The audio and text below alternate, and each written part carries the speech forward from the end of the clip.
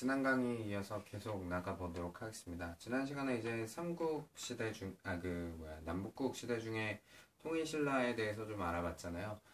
지난 시간에 그 통일신라에 대해서 알아보면서 남북국의 사상 부분까지는 뭐 거진 봤다라고 생각하시면 돼요. 왜냐면 제가 원효 얘기했죠. 그리고 의상 얘기했고, 교종, 선종 얘기했고요.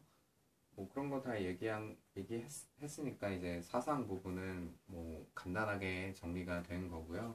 이제 지난번에 보지 않은 경제 부분 그리고 문화 파트 간단하게 알아보도록 하겠습니다. 일단 경제 파트부터 좀 볼까요? 17강이네요. 경제와 사회를 보면 통일신라를 좀 먼저 봅시다. 통일신라를 보면요. 뭐 경제정책, 수치 제도, 뭐 조세, 곡물, 이런 거 있었다. 요거 뭔지 한번 읽어보시고요. 수치를 외우실 필요는 없습니다. 이거 뭔지는 좀 이런 방식으로 세금을 걷었구나라는 거 알아보시고요. 그리고 민정문서가 사실 중요해요. 그 신라말의 민정문서,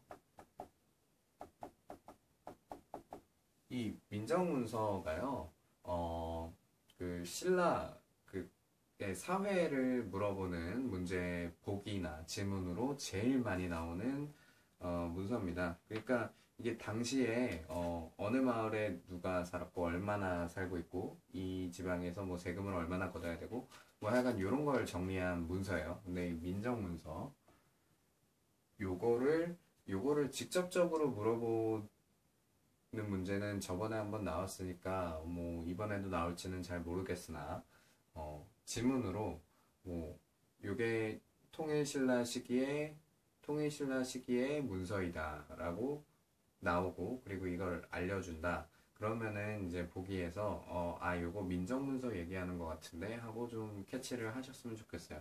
그 필수 기출 문제 보면은 이것은 1933년 일본 도다이사 쇼소인에서 발견된 통일신라 때 문서입니다 하고 나오죠.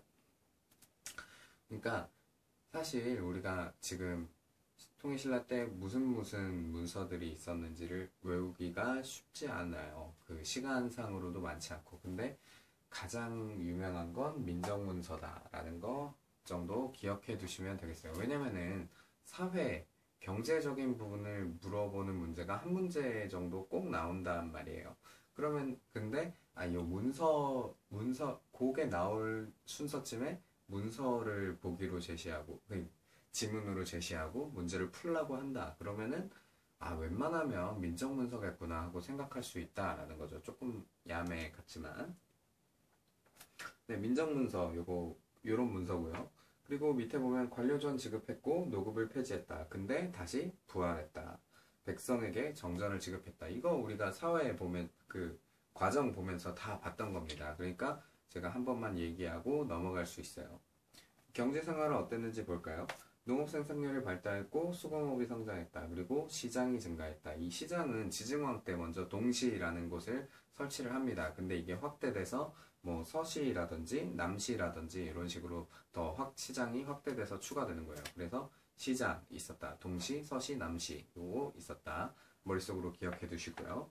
그리고 중국, 일본 등과 활발한 무역을 했다. 청해진을 설치했다. 청해진 같은, 일단 활발한 무역을 했다 먼저 얘기해볼까요? 당항성이라는 곳이 있어요. 당항성. 당항성은 어디냐면, 이렇게 지금의 이제 경기도 화성에 위치한 곳인데요. 경기도 화성.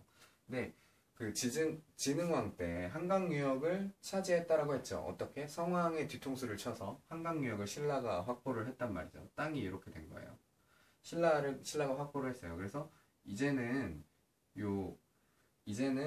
중국과 교류할 때 고구려를 거쳐갈 필요가 없게 된 겁니다. 한강을 확보했기 때문에 한강을 통해서 중국과 교류를 했어요. 근데 이곳의 이름이 당항성입니다.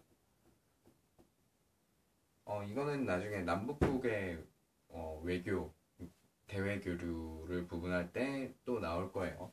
여기가 당항성이었고요. 그때 이때 같이 또 발달한 곳이 이쪽에 있는 울산입니다. 울산항도 그 항구로서의 역할을 통일신라시기의 항구로서의 역할을 크게 했다라는 거 기억해 두시면 되겠어요. 당항성, 울산항 여기 그 활발한 무용 옆에다가 추가로 좀 적어 놓으시면 좋겠습니다. 그리고 청해진을 설치했다. 청해진은 워낙 유명하죠. 장보고. 장보고가, 네, 장보고가, 그거 뭐야. 청해진을 세웠습니다. 이 청해진은 뭐 바다 기지 같은 곳이죠. 그 해적들로부터 신라 상인들을 보호하겠다라는 목적으로 세워진 곳이 청해진입니다. 근데 이 장보고가 나중에 가면 자기 딸을 왕비로 만들려고 했는데 그것이 여의치가 않아서 반란을 일으키게 됩니다. 그래서 장보고의 난이라는 반란이 일어나게 되는 겁니다. 그것까지 좀 기억을 해두세요. 그리고 뭐 기원창의 난, 원종 애노의 난, 그리고 장보고의 난, 요거 세 개의 순서를 좀 이렇게 기억을 해두세요. 혹시 모르니까요. 그래서 신라 하대에 일어난 요 반란들의 순서를 좀 조사해서 기억해 놓으시기 바랍니다. 그리고 이슬람 상인도 방문했다. 이슬람 상인이 방문했다라는 건 그 무덤에 우리나라에서 볼 수 없는 동물들이 등장을 해요. 그런 걸 보면은 그 외국에서 신라로도 많이 왔었구나. 그래서 이런 얘기도 있어요. 실크로드의 끝은 사실 경주까지 와야 한다라고 얘기하는 분들도 있는데 여하튼 그만큼 국제교류가 활발했다라는 거 얘기할 수 있습니다.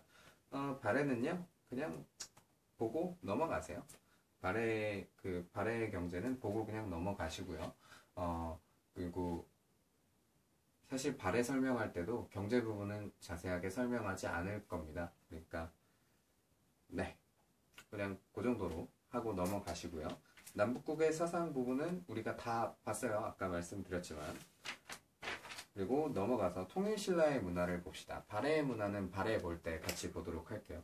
통일신라의 문화를 보면 목판인쇄술, 무구정강 대다란이경 중요합니다. 요게 뭐가 중요하냐? 세계에서 가장 오래된 목판 인쇄술이에요. 그러니까 이 한국사 검정 능력 시험은요. 한국사 능력 검정 시험은요. 수능과는 다르게 문화유산을 묻는 문제가 꽤 많이 나옵니다. 그 중에서 무구정강 대다란이 경은 보기로도 자주 나오는 주제예요. 이게 왜 그러냐면 불국사 3층 석탑에서 이게 발견이 되었다라는 게 보기로 많이 나와요. 탑 사진을 하나 주고 이 탑에 대해서 옳지 않은 것은 뭐 혹은 옳은 것은 해놓고 2층에 이 탑에서 무구정강 대다란이 경이 발견되었다. 이런 게 보기로 나올 수도 있어요.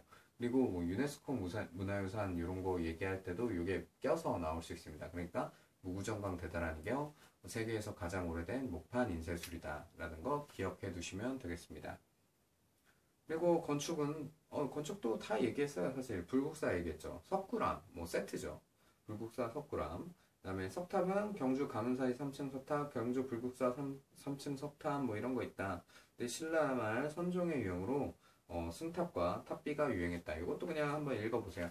그러니까 문화 파트는 우리가 지금 자세하게 정리하고 넘어갈 여유가 없습니다. 원래는 사진 하나씩 띄워놓고 요게 요겁니다. 요게 요겁니다. 요게 요겁니다. 그리고 뭐 신라의 특징은 요겁니다. 백제의 특징은 요겁니다. 뭐 이런 식으로 설명을 해드리는 게 맞아요. 그리고 네, 역사 가르치는 사람들한테 뭐 안 중요하다 중요하다 이런 거 없으니까 잘 가르쳐라 라는 얘기도 많이 하는데 지금 우리는 사실 시험이 앞서 있잖아요. 그러니까 맞을 수 있는 데를 일단 확실하게 공부를 해놓고 다음에 보너스 문제 형식으로 문화사를 공부하자라는 거죠.